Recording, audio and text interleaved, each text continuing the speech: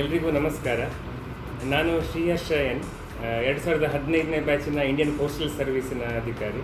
ಪ್ರಸ್ತುತವಾಗಿ ನಾನು ಮಂಗಳೂರು ಅಂಚೆ ವಿಭಾಗದಲ್ಲಿ ಹಿರಿಯ ಅಂಚೆ ಅಧೀಕ್ಷಕನಾಗಿ ನನ್ನ ಸೇವೆ ಸಲ್ಲಿಸ್ತಾ ಇದ್ದೇನೆ. ಈಗ ಈ ವಿಡಿಯೋದ ಉದ್ದೇಶ ಅಂಚೆ ಇಲಾಖೆಯಲ್ಲಿ ಇರುವ ಉದ್ಯೋಗದ ಬಗ್ಗೆ, ಉದ್ಯೋಗದ ಸ್ವರೂಪಗಳ ಬಗ್ಗೆ, ಹಾಗೂ ಈಗ ನೋಟಿಫೈ ಆಗಿರುವ GDS ಸೈಕಲ್ 3 ಇದರ ಬಗ್ಗೆ ಕೆಲಸದ ಆಕಾಂಕ್ಷಿಗಳಿಗೆ ಈ ಕೆಲಸದ ಸಂಪೂರ್ಣ ಸ್ವರೂಪದ ವಿವರವನ್ನು ನೀಡುವುದಾಗಿದೆ.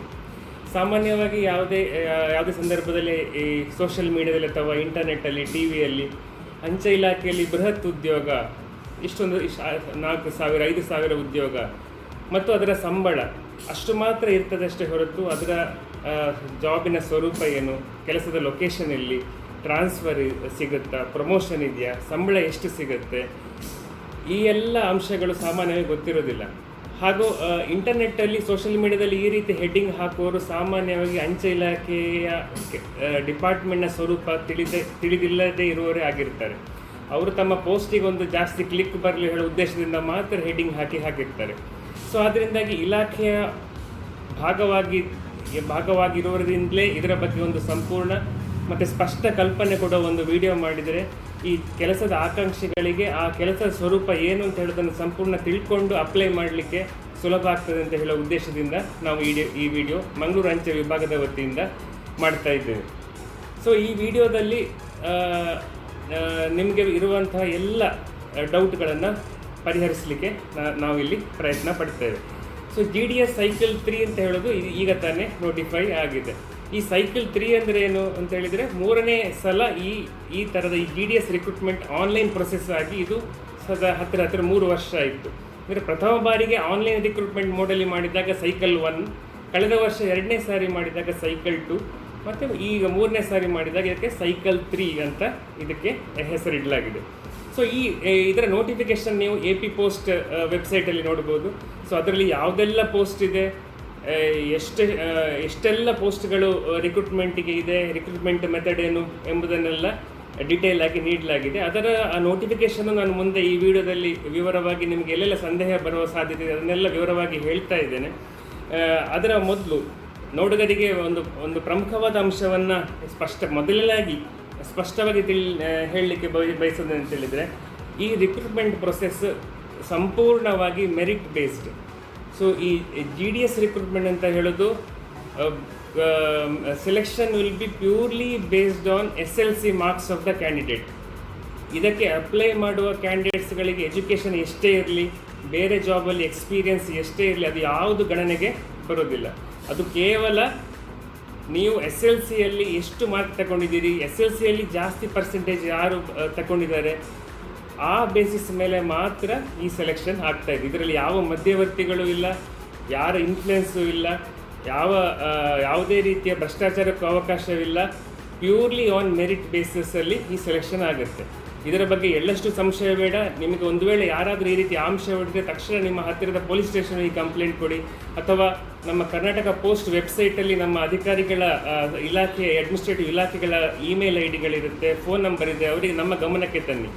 ಸೊ ಇಷ್ಟು ಸ್ಪಷ್ಟತೆಯೊಂದಿಗೆ ನೀವು ಖಂಡಿತವಾಗಿ ಧೈರ್ಯವಾಗಿ, ನಿಮ್ಮಲ್ಲಿ ಮೆರಿಟ್ ಇದ್ದರೆ ಖಂಡಿತವಾಗಿ ಇದಕ್ಕೆ ಅಪ್ಲೈಯನ್ನು ಮಾಡಬಹುದು. GDS ಪೋಸ್ಟ್ನ ರೋಲ್ ಏನು ಅಂತ ತಿಳಿಲಿಕ್ಕೆ ಮೊದಲು ನಾನೊಂದು 5-10 ನಿಮಿಷಗಳ ಕಾಲ ನಮ್ಮ ಇಂಡಿಯಾ ಪೋಸ್ಟ್ನ ಸ್ಟ್ರಕ್ಚರ್ ಏನು, ಇಂಡಿಯಾ ಪೋಸ್ಟ್ ಅಂದರೆ ಎಷ್ಟೆಷ್ಟು ಆಫೀಸ್ಗಳಿದೆ ಅಂತ ಹೇಳೋದನ್ನು ಬ್ರೀಫಾಗಿ ತಿಳಿಸ್ಲಿಕ್ಕೆ ಬಯಸ್ತೇನೆ. ಯಾಕಂದರೆ ಎಷ್ಟೆಷ್ಟು ಆಫೀಸ್ ಇದೆ, ಆಫೀಸ್ನ ಸ್ಟ್ರಕ್ಚರ್ ಏನು ಅಂತ ಗೊತ್ತಾದರೆ ನಿಮಗೆ ಅದರಲ್ಲಿ ಏನೆಲ್ಲ ಕೆಲಸ ಇದೆ ಮತ್ತು ಈ GDSಗಳ ಕೆಲಸ ಏನು ಅಂತ ಅರ್ಥ ಮಾಡಿಕೊಳ್ಳಿಕ್ಕೆ ಸುಲಭ ಆಗುತ್ತೆ. ನಿಮಗೆ ಈಗ ಕಾಣ್ತಿರೋ ಸ್ಕ್ರೀನಲ್ಲಿ ನಮ್ಮ ಇಂಡಿಯಾ ಪೋಸ್ಟ್ನ ಓವರಾಲ್ ಸ್ಟ್ರಕ್ಚರನ್ನು ನೋಡ್ಬೋದು. ಸೊ ಇದರಲ್ಲಿ ನಮ್ಮ ಡಿಪಾರ್ಟ್ಮೆಂಟ್ನ ಓವರ್ ವ್ಯೂ ಕಾಣಿಸ್ತಾ ಇದೆ. ನಮ್ಮ ದೇಶಾದ್ಯಂತ ಇಂಡಿಯಾ ಪೋಸ್ಟಲ್ಲಿ 1,56,600 ಅಷ್ಟು ಪೋಸ್ಟ್ ಆಫೀಸ್ಗಳಿದೆ. ಇದರಲ್ಲಿ ಗ್ರಾಮೀಣ ಪೋಸ್ಟ್ ಆಫೀಸ್ಗಳು ಹತ್ತಿರ 1,41,000, ನಗರಗಳಲ್ಲಿ 15,599 ಪೋಸ್ಟ್ ಆಫೀಸ್ಗಳಿದೆ. ಇಷ್ಟರಲ್ಲಿ ಈಗಾಗಲೇ ಹೇಳಿದಾಗ 89% ಪೋಸ್ಟ್ ಆಫೀಸ್ಗಳು ರೂರಲ್ ಏರಿಯಾದಲ್ಲಿದೆ. ಹತ್ತಿರ 4,33,000 ಎಂಪ್ಲಾಯಿಗಳು ದೇಶಾದ್ಯಂತ ನಮ್ಮ ಪೋಸ್ಟ್ ಆಫೀಸಲ್ಲಿ ಈಗ ಕೆಲಸ ನಿರ್ವಹಿಸ್ತಾ ಇದ್ದಾರೆ. ಕರ್ನಾಟಕದ ಮಟ್ಟಿಗೆ ನೋಡೋದಾದರೆ ಇದರಲ್ಲಿ 9,649 ಪೋಸ್ಟ್ ಆಫೀಸ್ಗಳಿದೆ. ಇದರಲ್ಲಿ 58 ಪ್ರಧಾನ ಅಂಚೆ ಕಚೇರಿಗಳು, 1641 ಸಬ್ ಪೋಸ್ಟ್ ಆಫೀಸ್ ಮತ್ತು 7931 ಶಾಖಾ ಅಂಚೆ ಕಚೇರಿ ಅಥವಾ ಬ್ರಾಂಚ್ ಪೋಸ್ಟ್ ಆಫೀಸ್ಗಳಿದೆ. ದಕ್ಷಿಣ ಕನ್ನಡ ಜಿಲ್ಲೆಗೆ ಹೇಳುವುದಾದರೆ 442 ಪೋಸ್ಟ್ ಆಫೀಸ್ಗಳು ಹಾಗೂ 246 ಪೋಸ್ಟ್ ಆಫೀಸ್ಗಳು ಉಡುಪಿ ಜಿಲ್ಲೆಯಲ್ಲಿ ಇವೆ. ಈ ಪೋಸ್ಟ್ ಆಫೀಸ್ಗಳ ಸ್ಟ್ರಕ್ಚರ್ ಓವರ್ ಆಲ್ ಹೇಳ್ತಾ ಇದ್ರೆ ನಮ್ಮಲ್ಲಿ 3 ಹಂತದ ಪೋಸ್ಟ್ ಆಫೀಸ್ಗಳಿದೆ. ಅದನ್ನು head post office, sub post office ಹಾಗೂ ಬ್ರಾಂಚ್ ಪೋಸ್ಟ್ ಆಫೀಸ್ ಅಂತ ಹೇಳ್ತಾರೆ. ಸೊ ಈ ಎಲ್ಲ ಪೋಸ್ಟ್ ಆಫೀಸ್ಗಳಲ್ಲಿ ಏನೇನು ಸರ್ವಿಸ್ ಸಿಗುತ್ತೆ, ಏನಾದರೂ ವ್ಯತ್ಯಾಸ ಇದೆಯಾ ಅಂತ ಕೇಳೋದಾದರೆ, ಒಂದು ಸಾಮಾನ್ಯ ನಾಗರಿಕರಿಗೆ ಬೇಕಾಗುವಂತಹ ಬಹುತೇಕ ಸರ್ವಿಸ್ಗಳು ಈ ಎಲ್ಲ ಪೋಸ್ಟ್ ಆಫೀಸಲ್ಲಿ ಸಿಗುತ್ತೆ. ಅಂದರೆ ಒಂದು ಸ್ಪೀಡ್ ಪೋಸ್ಟ್ ಬುಕ್ಕಿಂಗ್ ಮಾಡೋದು ನಿಮ್ಮ ಬ್ರಾಂಚ್ ಪೋಸ್ಟ್ ಆಫೀಸಲ್ಲಿ ಇದೆ, ಸಬ್ ಪೋಸ್ಟ್ ಆಫೀಸಲ್ಲಿದೆ, ಹೆಡ್ ಪೋಸ್ಟ್ ಆಫೀಸಲ್ಲಿದೆ. ಒಂದು ಅಕೌಂಟ್ ಓಪನ್ ಮಾಡೋದು ಕೂಡ 3 ಆಫೀಸಲ್ಲಿದೆ. ಬೇರೆ ಕೆಲವು ಸರ್ವಿಸ್ಗಳು, ಉದಾಹರಣೆಗೆ ಆಧಾರ್ ಸರ್ವಿಸ್ ಇರ್ಬೋದು, ಅಥವಾ ಬೇರೆ ಒಂದು ದೊಡ್ಡ ಮೊತ್ತದ ಅಕೌಂಟನ್ನು ಓಪನ್ ಮಾಡೋದಿರ್ಬೋದು, ಅಂಥದ್ರಲ್ಲೆಲ್ಲ ಸಣ್ಣ ಸಣ್ಣ ವ್ಯತ್ಯಾಸಗಳು ಈ ಆಫೀಸ್ಗಳ ಮಧ್ಯೆ ಇದೆ ಬಿಟ್ಟರೆ. ಮತ್ತು ಡೆಲಿವರಿ ಏರಿಯಾ, ಆ ಪೋಸ್ಟ್ ಆಫೀಸಿನ ವ್ಯಾಪ್ತಿಯ ವ್ಯತ್ಯಾಸ ಇರೋದು ಬಿಟ್ಟರೆ ಬೇರೆ public service point of view ಈ ಆಫೀಸ್ಗಳ ಮಧ್ಯೆ ಒಂದು ದೊಡ್ಡ ವ್ಯತ್ಯಾಸ ಇಲ್ಲ. ಒಂದು ಪ್ರಮುಖವಾದ ಇನ್ನೊಂದು ವ್ಯತ್ಯಾಸ ಏನಂತ ಹೇಳಿದರೆ, ಈ ಹೆಡ್ ಪೋಸ್ಟ್ ಆಫೀಸ್ ಮತ್ತು ಸಬ್ ಪೋಸ್ಟ್ ಆಫೀಸ್ ಅಂತ ಹೇಳೋದು ಇಲಾಖಾ ಅಂಚೆ ಕಚೇರಿ ಅಂತ ಕರೀತಾರೆ. ಅಂದರೆ ಇದು ಡಿಪಾರ್ಟ್ಮೆಂಟಲ್ ಪೋಸ್ಟ್ ಆಫೀಸ್. ಈ ಬ್ರಾಂಚ್ ಆಫೀಸ್ ಅಂತ ಹೇಳೋದನ್ನು ಎಕ್ಸ್ಟ್ರಾ ಡಿಪಾರ್ಟ್ಮೆಂಟಲ್ ಪೋಸ್ಟ್ ಆಫೀಸ್ ಅಂತ ಹೇಳ್ತೇವೆ. ಇದರ ವ್ಯತ್ಯಾಸ ಏನಂತ ಹೇಳಿದ್ರೆ, ಈ ಬ್ರಾಂಚ್ ಆಫೀಸ್ಗಳ ಬಿಲ್ಡಿಂಗ್ಗಳ ಜವಾಬ್ದಾರಿ ಬ್ರಾಂಚ್ ಪೋಸ್ಟ್ ಮಾಸ್ಟರ್ದೇ ಆಗಿರುತ್ತೆ.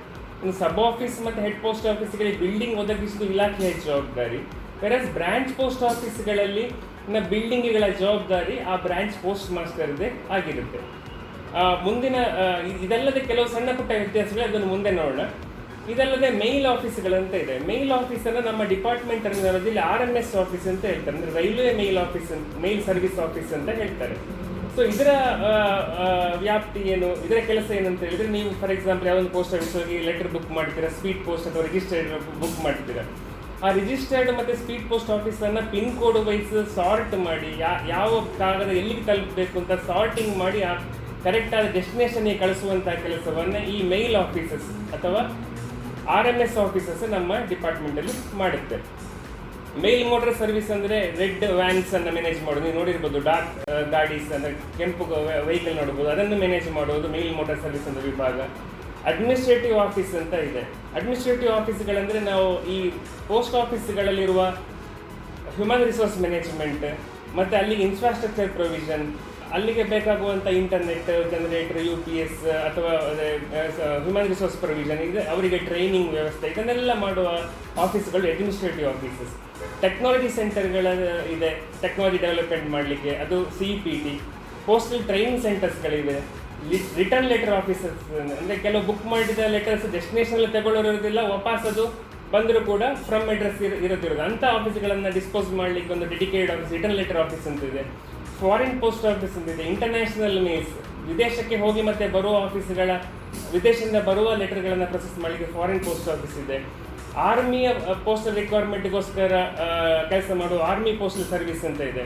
ಸೊ ಅಡ್ಮಿನಿಸ್ಟ್ರೇಟಿವ್ ಆಫೀಸ್ಗಳಲ್ಲಿ ನಾವು ಮೇಲ್ ಆಫೀಸಸ್ ಬಗ್ಗೆ ಮತ್ತಷ್ಟು ಮಾಹಿತಿ ನೋಡೋದಾದರೆ, ಇದರಲ್ಲಿ ರೈಲ್ವೆ ಮೇಲ್ ಸರ್ವಿಸಸ್ ಅಂತ ಇರೋ ಆಫೀಸ್ಗಳಲ್ಲಿ ಆರ್ಡಿನರಿ ಲೆಟರ್ಗಳನ್ನು ಸಾರ್ಟಿಂಗ್ ಮಾಡ್ತಾರೆ. ಒಂದು ಪೋಸ್ಟ್ ಕಾರ್ಡ್ ಇನ್ಲ್ಯಾಂಡ್ ಲೆಟರ್ ಹಾಕಿರ್ಬೋದು, ಅದನ್ನು ಸಾರ್ಟಿಂಗ್ ಮಾಡ್ತಾರೆ. ನ್ಯಾಷನಲ್ ಸಾರ್ಟಿಂಗ್ ಹಬ್ಗಳಲ್ಲಿ ಸ್ಪೀಡ್ ಪೋಸ್ಟಲ್ಲಿ ಬುಕ್ ಆದ ಲೆಟರ್ಗಳ ಸಾರ್ಟಿಂಗ್ ಆಗುತ್ತೆ. ಪಾರ್ಸೆಲ್ ಹಬ್ಗಳಲ್ಲಿ ಪಾರ್ಸೆಲ್ಸ್ ಆಗಿ ಬುಕ್ ಅದನ್ನು ಸಾರ್ಟಿಂಗ್ ಆಗುತ್ತೆ.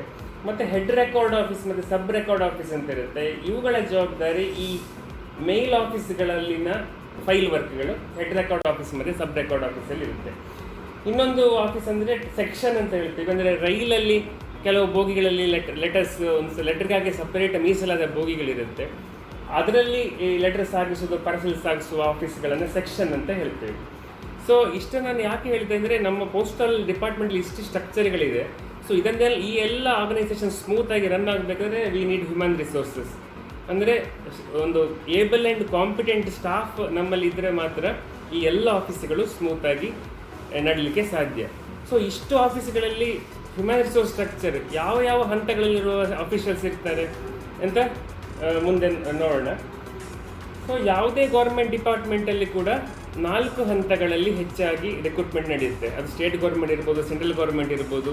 ಅದನ್ನು ಸಾಮಾನ್ಯವಾಗಿ group A, B, C, D ಅಥವಾ ಕ್ಲಾಸ್ 1, ಕ್ಲಾಸ್ 2, ಕ್ಲಾಸ್ 3, ಕ್ಲಾಸ್ 4 ಅಂತ ಹೇಳ್ತಾರೆ.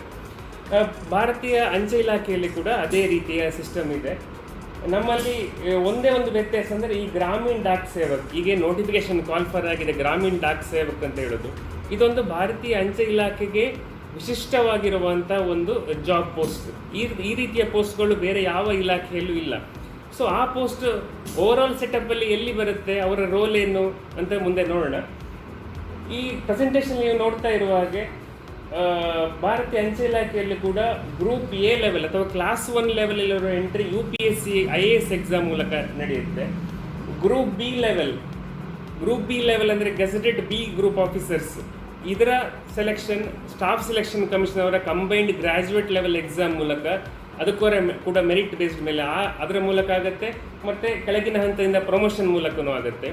ನೆಕ್ಸ್ಟ್ ಗ್ರೂಪ್ ಸಿ ಲೆವೆಲ್ ಅಂದರೆ ಕ್ಲರಿಕಲ್ ಕ್ಯಾಡರ್, ಇದರ ಸೆಲೆಕ್ಷನ್ ಸ್ಟಾಫ್ ಸೆಲೆಕ್ಷನ್ ಕಮಿಷನ್ನ combined higher secondary level exam, ಅದರ ಅಪ್ಲಿಕೇಶನ್ ಈಗ ತಾನೇ ಮುಗಿದಿತ್ತು, ಡಿಸೆಂಬರ್ 15ರವರೆಗೆ ಅದು ಕಾಲ್ ಫಾರ್ ಮಾಡಿದರು.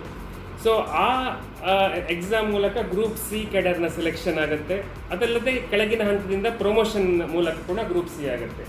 ಸೊ ಗ್ರೂಪ್ ಸಿಯಲ್ಲಿ ಇರುವ ಪೋಸ್ಟಲ್ ಅಸಿಸ್ಟೆಂಟ್, ಸಾರ್ಟಿಂಗ್ ಅಸಿಸ್ಟೆಂಟ್ ಅಂದರೆ ಆ CHSL ಎಕ್ಸಾಮ್ ಮೂಲಕ ಆಗುವ ಪೋಸ್ಟ್ಗಳು.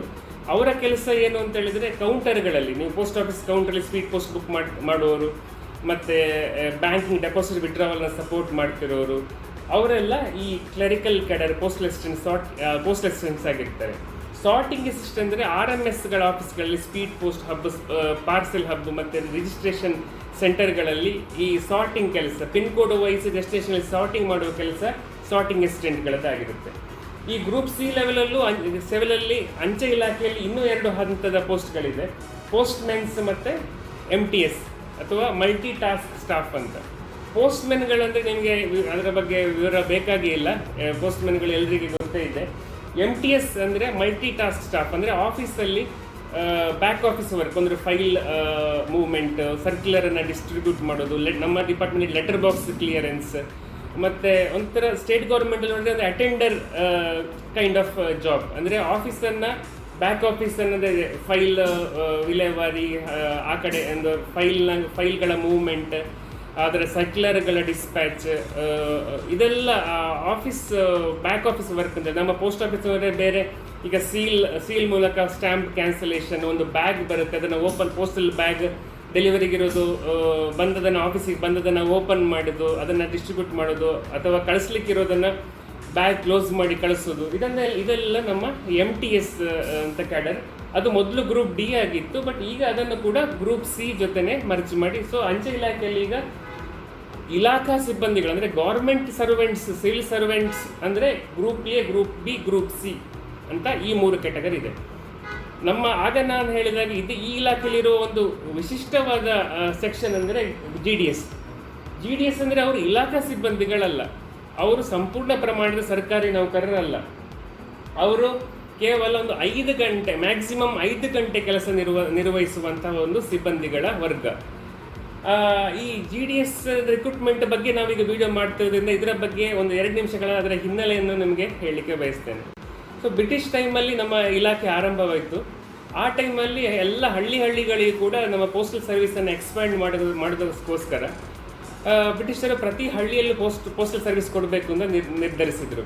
ಸೊ ಆ ಟೈಮಲ್ಲಿ ಒಂದೊಂದು ಹಳ್ಳಿಯಲ್ಲಿ ಕೆಲವು 10 ಮನೆ ಇದ್ದಿರ್ಬೋದು. ಸೊ 10 ಮನೆಗೋಸ್ಕರ ಒಬ್ಬ ಪೂರ್ಣಕಾಲಿಕ ಒಂದು ಸಿಬ್ಬಂದಿಯನ್ನು ನೇಮಿಸಿ ಆತನಿಗೆ ವೇತನ ಕೊಟ್ಟು ಮಾಡೋದು ಯಾವುದೇ ಒಂದು ಆರ್ಗನೈಸೇಷನ್ಗೆ ಇಕನಾಮಿಕಲ್ ಅಲ್ಲ. ಸೊ ಆ ಒಂದು ರಿಕ್ವೈರ್ಮೆಂಟನ್ನು ಮೀಟ್ ಮಾಡೋದಕ್ಕೋಸ್ಕರ ಆ ಟೈಮಲ್ಲಿ GDS ಅಂತ ಹೇಳೋ ಒಂದು ಗ್ರೂಪನ್ನು ಸ್ಟಾರ್ಟ್ ಮಾಡಿದರು. ಸೊ ಏನು ಮಾಡಿದರು ಅವರು ಅಂತ ಹೇಳಿದರೆ, ಸೊ ಆ ಊರಲ್ಲೇ ನೀವು ನಿಮ್ಮ ಜೀವನಾಧಾರಕ್ಕಾಗಿ ಬೇರೆ ಯಾವುದೋ ಉದ್ಯೋಗ ಇರುವವರು ದಿವಸಕ್ಕೆ 1 ಅಥವಾ 2 ಗಂಟೆ ಸ್ಪೇರ್ ಮಾಡಲಿಕ್ಕೆ ಯಾರಿಗೆ ಸಾಧ್ಯ ಪೋಸ್ಟಲ್ ಸರ್ವಿಸ್ಗೋಸ್ಕರ ಅಂಥವರು ಮುಂದೆ ಬನ್ನಿ. ಸೊ ನೀವು ನಿಮ್ಮ ಬೇರೆ ಉದ್ಯೋಗನೂ ಮಾಡಿ, ಅದ್ರ ಜೊತೆ 1 ಅಥವಾ 2 ಗಂಟೆ ಪೋಸ್ಟಲ್ ಸರ್ವಿಸನ್ನು ಕೊಡಿ ನಿಮ್ಮ ಊರಿಗೆ, ಅದಕ್ಕೆ ನಾವು ಇಂತಿಷ್ಟು ಅಂತ ಗೌರವಧನ ಕೊಡ್ತೇವೆ ಅಂತ ಹೇಳಿ ಸ್ಟಾರ್ಟ್ ಮಾಡಿದ ಸಿಸ್ಟಮ್ ಈ GDS ಸಿಸ್ಟಮ್. ಸೊ ಅದು ಮೊದಲು 1 ಗಂಟೆ 2 ಗಂಟೆ ಇದ್ದಿದ್ದು, ಆನಂತರ 3 ಗಂಟೆ 3.5 ಗಂಟೆ, ಆ ರೀತಿ ಬೇರೆ ಬೇರೆ ಗಂಟೆಗಳ ಕೆಲಸಗಳು ಇತ್ತು. ಗ್ರಾಮೀಣ ಭಾಗದಲ್ಲಿ ಇದ್ದ ಈ ಸಿಸ್ಟಮು ಆನಂತರ ನಮ್ಮ ಇಲಾಖೆಯಲ್ಲಿ ಎಲ್ಲೆಲ್ಲಿ ನಮಗೆ ಪೂರ್ಣಕಾಲಿಕ ಸಿಬ್ಬಂದಿಗಳನ್ನು ನೇಮಿಸಿಕೊಳ್ಳೋ ಅವಶ್ಯಕತೆ ಇಲ್ಲ, ಒಂದು 4-5 ಗಂಟೆಗಳ ಕೆಲಸದ ರಿಕ್ವೈರ್ಮೆಂಟ್ ಇರುವ ನೀಡ್ ಎಲ್ಲೆಲ್ಲ ಇದೆ ಅಲ್ಲೆಲ್ಲ ಡಿಪಾರ್ಟ್ಮೆಂಟ್ ಈ GDS ಪೋಸ್ಟ್ಗಳನ್ನು ಸೃಷ್ಟಿಸಿ ಮಾಡ್ತಾ ಹೋಯಿತು. ಅಂದರೆ ಈಗ ಗ್ರಾಮೀಣ ಡಾಕ್ ಸೇವಕ ಅಂತ ಹೆಸರಿದ್ದರೂ ಕೂಡ ಆ ಕೆಲಸ ಕೆಲವು ಈಗ ನಗರಗಳಲ್ಲೂ, ಅಂದರೆ ಮಂಗಳೂರು ನಗರದ ಒಳಗಿನ ಕೆಲವು ಅಂಚೆ ಕಚೇರಿಗಳಲ್ಲೂ ಉದಾಹರಣೆಗೆ ಈ GDS ಪೋಸ್ಟ್ಗಳಿದೆ. ಅಂದರೆ ಓವರ್ ದ ಇಯರ್ಸ್, ನಾನು ಮತ್ತೊಂದು ಪುನಶ್ಚರಿಸೋದು ಏನಂದರೆ, ಓವರ್ ದ ಇಯರ್ಸ್ ಎಲ್ಲಿ ಪೂರ್ಣಕಾಲಿಕ ಸಿಬ್ಬಂದಿ ಬೇಡ, ಸಣ್ಣ ಪುಟ್ಟ 3 ಗಂಟೆ 4 ಗಂಟೆ 5 ಗಂಟೆ ಕೆಲಸಗಳ ಸಿಬ್ಬಂದಿ ಬೇಕು, ಅಲ್ಲಿ ಈ GDS ಪೋಸ್ಟ್ಗಳ ಸೃಷ್ಟಿ ಆಗ್ತಾ ಹೋಯಿತು. ಸೊ ಈ ಎಲ್ಲ ಕೆಲಸಗಳನ್ನು ಗ್ರೂಪ್ ಮಾಡಿ GDS ಅಂತ ಹೇಳುವ ಕ್ಯಾಟಗರಿ ಪೋಸ್ಟ್ ಆಫೀಸ್ಗಳಲ್ಲಿ ಇದೆ. ಇವರಿಗೆ ಪೂರ್ಣಕಾಲಿಕ ವೇತನ 8 ಗಂಟೆ ಕೆಲಸ ಇಲ್ಲ, ಹಾಗೂ ಅವರ ವೇತನ ಕೂಡ ಸರ್ಕಾರಿ ಸಿಬ್ಬಂದಿಗಳ ಮೇಲೆ ತಿಳಿಸಿದ ಗ್ರೂಪ್ ABC ಇವರಿಗೆ ತಿಳಿಸಿದಂಥ ಅವರ ಸ್ಯಾಲರಿ ಸ್ಟ್ರಕ್ಚರ್ ಅಲ್ಲ. ಸೊ ಅವರ ಸ್ಯಾಲರಿ ಸ್ಟ್ರಕ್ಚರ್ ಹೇಗೆ ಡಿಸೈಡ್ ಆಗ್ತಾ ಇದೆ ಅಂತೇಳಿ ಅವರ ವರ್ಕ್ ಲೋಡ್ ಮೇಲೆ ಡಿಸೈಡ್ ಆಗ್ತಾ ಇದೆ. ವರ್ಕ್ ಲೋಡ್ ಹೇಗೆ, ಒಂದು ಗ್ರಾಮೀಣ ಪೋಸ್ಟ್ ಆಫೀಸಲ್ಲಿ ಆ ಪೋಸ್ಟ್ ಆಫೀಸಲ್ಲಿ ಎಷ್ಟು ಅಕೌಂಟ್ ಇದೆ, ಎಷ್ಟು ಲೆಟರ್ ಬರ್ತಾ ಇದೆ, ಅದರ ಮೇಲೆ ಈಗ ನಮ್ಮ ಡಿಪಾರ್ಟ್ಮೆಂಟಲ್ಲಿ 2 ಸ್ಲ್ಯಾಬ್ ಆಫ್ ವರ್ಕ್ ಲೋಡ್ ಮಾಡಿದ್ದಾರೆ. ಒಂದು 5 ಗಂಟೆ ಕೆಲಸ ಇರುವ ಪೋಸ್ಟ್ಗಳು, ಒಂದು 4 ಗಂಟೆ ಕೆಲಸ ಇರುವ ಪೋಸ್ಟ್ಗಳು. ಸೇಮ್ ಕೆಲವು ಪೋಸ್ಟ್ ಆಫೀಸ್ಗಳಿಗೆ, ನಗರದಲ್ಲಿರುವ ಪೋಸ್ಟ್ ಆಫೀಸ್ಗಳಲ್ಲಿ ಡೆಲಿವರಿ ಬೀಟ್ಸ್, ಅಂದರೆ ಒಂದು ಪೋಸ್ಟ್ಮ್ಯಾನ್ 8 ಗಂಟೆ ಕೆಲಸ ಮಾಡಲಿಕ್ಕೆ ಇಲ್ಲದಂತಹ ಏರಿಯಾವನ್ನು ಅದನ್ನು GDS ಗ್ರಾಮೀಣ ಡಾಕ್ ಸೇವಕ ಅಲ್ಲಿ ಪೋಸ್ಟ್ಮ್ಯಾನ್ ಆಗಿ ಕೆಲಸ ಮಾಡ್ತಾನೆ. ಅಂದರೆ ಅವನ ಕಾರ್ಯದ ಸಮಯ 5 ಗಂಟೆ ಆಗಿರುತ್ತೆ. ಸೊ ಅದೇ ರೀತಿ ನಗರದ ಅಂಚೆ ಕಚೇರಿಗಳಲ್ಲಿ ಈ MTS ವರ್ಕ್, ನಾನೇನಾಗ ಗ್ರೂಪ್ D ವರ್ಕ್ ಅಂತೇನೆ ಅಥವಾ ಗ್ರೂಪ್ C ಅಲ್ಲಿ MTS ವರ್ಕ್ ಅಂತ ಹೇಳಿದೆ, attender work type of work. Back ಆಫೀಸಿಗೆ ಬ್ಯಾಗ್ ಕ್ಲೋಸ್ ಮಾಡೋದು, ಬ್ಯಾಗ್ ಓಪನ್ ಮಾಡೋದು, ಅದನ್ನು ಸ್ಟ್ಯಾಂಪ್ಗಳನ್ನು ಕ್ಯಾನ್ಸಲೇಷನ್ ಮಾಡೋದು, ಸೀಲ್ ಹೊಡೆದು, ಲೆಟರ್ ಬಾಕ್ಸನ್ನು ಕ್ಲಿಯರ್ ಮಾಡೋದು, ಇದೆಲ್ಲ ಕೆಲವು ನಗರದ ಅಂಚೆ ಕಚೇರಿಗಳಲ್ಲೂ ಕೂಡ ಈ GDS ಅಥವಾ ಡಾಕ್ ಸೇವಕಗಳು ಮಾಡ್ತಾ ಇದ್ದಾರೆ. ಸೊ ಈ ಡಾಕ್ ಸೇವಕಗಳಲ್ಲಿ 4-5 ಹಂತದ ಕೆಲಸಗಳು ಇದೆ. ಅದರ ಬಗ್ಗೆ ವಿವರಗಳನ್ನು ನಾನು ಮುಂದೆ ಹೇಳ್ತೇನೆ. ಸೊ ಈಗ ಓವರಾಲ್ ನಿಮಗೆ ಡಾಕ್ ಸೇವಕನ ಕೆಲಸ ಏನು, GDS ಅಂದರೆ ಏನು ಅಂತ ಒಂದು ಫೇರ್ ಐಡಿಯಾ ಸಿಕ್ಕಿರುತ್ತೆ ಅಂತ ಭಾವಿಸ್ತೇನೆ. ಈಗ ಕಳೆದಿರೋ ನೋಟಿಫಿಕೇಶನ್ GDS ನೋಟಿಫಿಕೇಶನ್ ಆಗಿರೋದ್ರಿಂದ ಈ GDSಗಳ ಪೋಸ್ಟ್ಗಳು ನಮ್ಮಲ್ಲಿ ಆಪರೇಟಿವ್ ಆಫೀಸ್ಗಳಲ್ಲಿ ಇರೋದರಿಂದಾಗಿ ನಾನೀಗ ಆಪರೇಟಿವ್ ಆಫೀಸ್ಗಳ ಸ್ಟ್ರಕ್ಚರ್ನ ಒಂದು ಡಯಾಗ್ರಾಮ್ ಜೊತೆ ಎಲ್ಲೆಲ್ಲ GDS ಪೋಸ್ಟ್ಗಳಿದೆ ನಮ್ಮ ಇಲಾಖೆಯಲ್ಲಿ ಅಂತ ಹೇಳಲಿಕ್ಕೆ ಬಯಸ್ತೇನೆ. ನಮ್ಮಲ್ಲಿ ಪೋಸ್ಟಲ್ ಡಿವಿಷನ್ಸ್ ಅಂತ ಹೇಳೋದು ಈ ಅಡ್ಮಿನಿಸ್ಟ್ರೇಟಿವ್ ಆಫೀಸ್ ಪ್ರತಿ ಜಿಲ್ಲೆಯಲ್ಲಿ, ಹೆಚ್ಚಾಗಿ ಪ್ರತಿ ಜಿಲ್ಲೆಯಲ್ಲಿ ಅಡ್ಮಿನಿಸ್ಟ್ರೇಟಿವ್ ಆಫೀಸಸ್ ಪೋಸ್ಟಲ್ ಡಿವಿಷನ್ ಅಂತ ಇದೆ. ಉದಾಹರಣೆಗೆ ದಕ್ಷಿಣ ಕನ್ನಡ ಜಿಲ್ಲೆಯಲ್ಲಿ ಮಂಗಳೂರು ಅಂಚೆ ವಿಭಾಗ ಮತ್ತು ಪುತ್ತೂರು ಅಂಚೆ ವಿಭಾಗ ಅಂತ ಇದೆ. ಹಾಗೆ ಕೆಲವು ಜಿಲ್ಲೆಗಳಲ್ಲಿ ಮಾತ್ರ 2 ಅಂಚೆ ವಿಭಾಗಗಳಿವೆ. ಬೇರೆ ಎಲ್ಲ ಜಿಲ್ಲೆಗಳಲ್ಲಿ ಒಂದೊಂದು, ಉದಾಹರಣೆಗೆ ಹಾಸನದಲ್ಲಿ ಒಂದು ಅಂಚೆ ವಿಭಾಗ, ಕೊಡಗುಲ್ಲಿ ಅಂಚೆ ವಿಭಾಗ, ಚಿಕ್ಕಮಗಳೂರು ಒಂದು ಅಂಚೆ ವಿಭಾಗ, ಆ ರೀತಿ ಹೆಚ್ಚಿನ ಜಿಲ್ಲೆಗೆ ಒಂದರಂತೆ ಅಂಚೆ ವಿಭಾಗ ಅಡ್ಮಿನಿಸ್ಟ್ರೇಟಿವ್ ಆಫೀಸ್ ಆಗಿದೆ. ಸೊ ಪೋಸ್ಟಲ್ ಡಿವಿಷನ್ನಲ್ಲಿ ಈ 3 ತರಹದ ಕಚೇರಿಗಳಿದೆ: head post office, sub post office ಮತ್ತು ಬ್ರಾಂಚ್ ಪೋಸ್ಟ್ ಆಫೀಸ್. ಈ ಹೆಡ್ ಪೋಸ್ಟ್ ಆಫೀಸಲ್ಲೂ ಕೆಲವೊಂದು ಕಡೆ GDS ಪೋಸ್ಟ್ಗಳಿದೆ. ಹೆಡ್ ಪೋಸ್ಟ್ ಆಫೀಸಲ್ಲಿ GDS ಪೋಸ್ಟ್ಗಳಿದೆ ಅಂದರೆ ಅದನ್ನು ಡಾಕ್ ಸೇವಕ್ ಪೋಸ್ಟ್ ಅಂತ ಹೇಳ್ತಾರೆ. ಹೆಡ್ ಪೋಸ್ಟ್ ಆಫೀಸಲ್ಲಿರುವ GDS ಪೋಸ್ಟ್ಗಳಿಗೆ ಡಾಕ್ ಸೇವಕ್ ಅಂತ ಹೇಳ್ತಾರೆ. ಸೊ ಅಲ್ಲಿರುವ ಡಾಕ್ ಸೇವಕಗಳಿಗೆ ಏನೆಲ್ಲ ಕೆಲಸ ಇರ್ಬೋದು ಅಂದರೆ ಲೆಟರ್ ಡೆಲಿವರಿನೂ ಇರ್ಬೋದು, 5 ಗಂಟೆಯ ಕಾರ್ಯ ಇರುವಂತಹ ಲೆಟರ್ ಡೆಲಿವರಿ ಪೋಸ್ಟ್ಗಳು ಆಗಿರ್ಬೋದು. ಅದು ಡಾಕ್ ಸೇವಕ್ ಆಫೀಸಲ್ಲಿ ಈ ಬ್ಯಾಕ್ ಎಂಡ್ ಆಫೀಸ್, ನಾನು ಆಗೇನು ಹೇಳಿದೆ, ಬ್ಯಾಗನ್ನು ಡಿಸ್ಪ್ಯಾಚ್ ಮಾಡೋದು, ತರೋದು, ಅದನ್ನು ಓಪನ್ ಮಾಡೋದು, ಲೆಟರ್ ಬಾಕ್ಸ್ ಕ್ಲಿಯರಿಂಗ್, ಆ ಥರದ ಕೆಲಸಗಳು ಇರ್ಬೋದು. ಇನ್ನೊಂದು ಕೆಲವೊಂದು ಹೆಡ್ ಪೋಸ್ಟ್ ಆಫೀಸಲ್ಲಿ ಸ್ಟ್ಯಾಂಪ್ ವೆಂಡರ್ ಅಂತ GDS ಪೋಸ್ಟ್ ಇರುತ್ತೆ. ಅಂದರೆ ಸ್ಟ್ಯಾಂಪ್ ಸೇಲ್ಸ್ಗೆ ಮಾತ್ರ ಅವರ ಕೆಲಸ. ಅಂಥದ್ದು ಕೆಲವು ಹೆಡ್ ಪೋಸ್ಟ್ ಆಫೀಸ್ಗಳಲ್ಲಿದೆ. ಸೊ ಹೆಡ್ ಪೋಸ್ಟ್ ಆಫೀಸಲ್ಲಿರುವ ಈ 3 ತರಹದ GDS ಪೋಸ್ಟ್ಗಳು ಈ ಹೆಡ್ ಪೋಸ್ಟ್ ಆಫೀಸಲ್ಲಿ ಇರಲಿಕ್ಕೆ ಸಾಧ್ಯ. ಸಬ್ ಪೋಸ್ಟ್ ಆಫೀಸ್ಗಳಲ್ಲಿ ಅಂದರೆ ಉಪ ಅಂಚೆ ಕಚೇರಿಗಳು, ಅದು ಕೂಡ ಇಲಾಖಾ ಅಂಚೆ ಕಚೇರಿಗಳು. ಅದರಲ್ಲಿ ಯಾವ ರೀತಿಯ GDS ಪೋಸ್ಟ್ಗಳಿರ್ಬೋದು? ಇದರಲ್ಲಿ ಪ್ರಮುಖವಾಗಿರುವಂಥ GDS ಪೋಸ್ಟ್ಗಳು ಡೆಲಿವರಿ ಕೆಲಸ, ಅಂದರೆ ಪೋಸ್ಟ್ಮ್ಯಾನ್ 8 ಗಂಟೆ ಇಲಾಖಾ ಸಿಬ್ಬಂದಿ ಪೋಸ್ಟ್ಮ್ಯಾನ್ ಆಗಿ 8 ಗಂಟೆ ಏನು ಕೆಲಸ ಮಾಡುತ್ತಾರೆ, ಅದೇ ಕೆಲಸವನ್ನು 5 ಗಂಟೆ ಅದೇ ಕೆಲಸದಲ್ಲಿ 5 ಗಂಟೆ ಕಾರ್ಯವನ್ನು ಮಾತ್ರ ಮಾಡುವ GDS ಪೋಸ್ಟ್ಗಳು ಪೋಸ್ಟ್ಮ್ಯಾನ್ ಕೆಲಸವನ್ನು ಇಲಾಖಾ ಅಂಚೆ ಕಚೇರಿಗಳಲ್ಲಿ ಮಾಡ್ತಾರೆ. ಅಂದರೆ ನೀವೀಗ ಒಂದು ಪೋಸ್ಟ್ ನೋಡಿದರೆ, ಯಾವುದೇ ಒಂದು ಸಬ್ ಆಫೀಸ್ SOದಲ್ಲಿ GDS ಡಾಕ್ ಸೇವಕ್ ಪೋಸ್ಟ್ ಇದೆ ಅಂತ ಹೇಳಿದರೆ ಅದು ಡೆಲಿವರಿ ಆಗಿರ್ಬೋದು, ಅಥವಾ ಬ್ಯಾಕ್ ಆಫೀಸಲ್ಲಿ letter box clearing, bag dispatch, closing, file work, circulation work ಇರ್ಬೋದು. ಅಥವಾ ಅಲ್ಲೂ ಕೂಡ ಕೆಲವೊಂದು ಕಡೆ ತುಂಬ ಕಡಿಮೆ ಸ್ಟ್ಯಾಂಪ್ ವೆಂಡರ್ ಪೋಸ್ಟ್ಗಳು, ಸ್ಟ್ಯಾಂಪ್ ಸೇಲ್ಸ್ ಪೋಸ್ಟ್, ಕೆಲವೊಂದು ದೊಡ್ಡ ಉಪ ಅಂಚೆ ಕಚೇರಿಗಳಲ್ಲಿ ಕೆಲವೊಂದು ಸಲ ಸ್ಟ್ಯಾಂಪ್ ವೆಂಡರ್ ಪೋಸ್ಟ್ಗಳು ಇರುತ್ತೆ. ಸೊ ಈ ಡಾಕ್ ಸೇವಕ್ ಅಂತ ಹೇಳುವ ಪೋಸ್ಟ್ಗಳು ಅಥವಾ ನೀವು ನೋಟಿಫಿಕೇಶನಲ್ಲಿ ಡಾಕ್ ಸೇವಕ್ /ABPM ಅಥವಾ ABP assistant branch post master /ABPM ಅಂತ ಇರುತ್ತೆ, ಡಾಕ್ ಸೇವಕ್ ಅಂತ ಇರುತ್ತೆ.